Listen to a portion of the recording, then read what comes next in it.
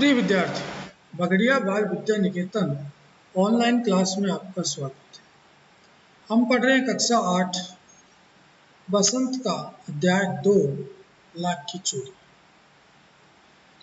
इस अध्याय में हम देख रहे हैं कि मशीनी युग में पुश्तैनी काम करने वाले एक मणियार की क्या दशा होती है और उससे बने हुए सामान की लोग किस तरह से कदर करते हैं। मशीनी युग में उसका व्यापार किस तरह से डामाडोल हो जाता है।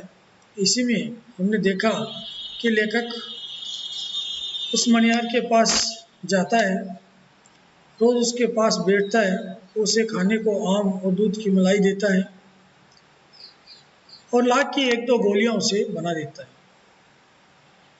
आज हम देखेंगे कि इसके आगे क्या होता है। मैं बहुधा हर गर्मी की छुट्टी में अपने मामा के यहाँ चला जाता और एक आध महीने वहाँ रहकर स्कूल खुलने के समय तक वापस आ जाता। परंतु 2-3 बार ही मैं अपने मामा के यहाँ गया होऊंगा।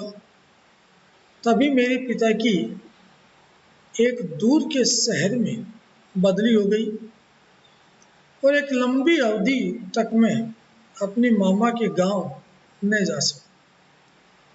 तब लगभग 8-10 वर्षों के बाद जब मैं वहां गया तो इतना बड़ा हो चुका था कि लाख की चूड़ियों में मेरी रुचि नहीं रह गई थी। अतः गांव में होते हुए भी कई दिनों तक मुझे बदलू का ध्यान न आया। इस बीच मैंने देखा कि गांव में लगभग सभी स्त्रियां कांच की चूड़ियां पहने हैं। यानी लेखक हर गर्मी की छुट्टी में मामा के पास जाता था, एक आधे महीने वहां रहता, फिर वापस आ जाता। परंतु वह 2-3 बार ही मामा के यहाँ जा पाया। तभी उसके पिता की बदली यानी ट्रांसफर दूसरी जगह हो गया और वह लंबी अवधि तक अपने मामा के गांव नहीं जा सका। लगभग 8 दशकों के बाद जब वह वहां गया तो इतना बड़ा हो चुका था कि उसे वो लाख की चूड़ियों की जो गोली थी उसकी रुचि अब नहीं रही। अतः गांव में होते हुए भी कई दिनों तक उसको बदलू का ध्यान नहीं आया। इसी बीच उसने गांव में देखा कि लगभग सभी स्त्रियां अब कांच की चूड़ियां पहनने लग गई। कोई एक दो हाथ, बिरले ही हाथ, मतलब एक दो हाथ में लेखक ने लाख की चूड़ियां देखी। तब एक दिन सहसा मुझे बदलू का ध्यान हो गया, लेखक को बदलू का याद आ गई। बात यह हुई कि बरसात में मेरे मामा की छोटी लड़की आंगन में फिसल कर गिर पड़ी।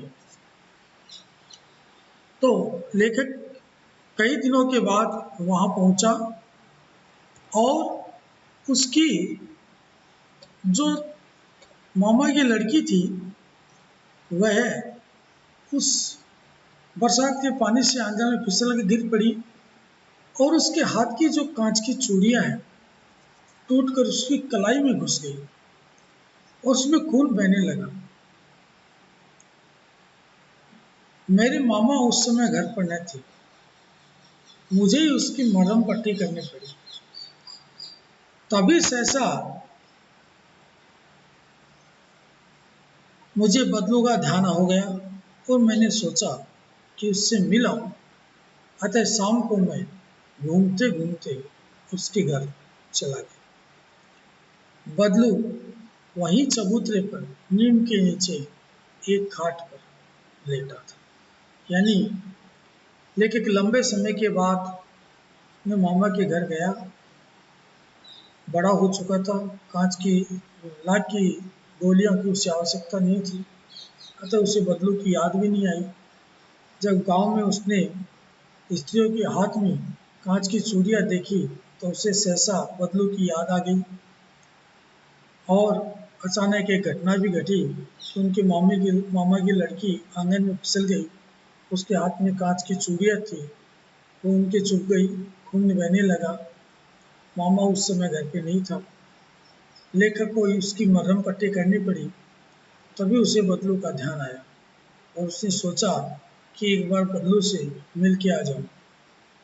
अतः शाम को घूमते घूमते वह उसके घर गया। बदलू उस समय चबूतरे पर नीम के नीचे एक खाट पर लेटा था। इस अध्याय में हमने जो पढ़ा आज की ऑनलाइन क्लास में, इससे जुड़े कुछ प्रश्न हम अगली ऑनलाइन क्लास में करेंगे और पाठ को आगे लेकर चलेंगे कि और क्या लेखक बताता है।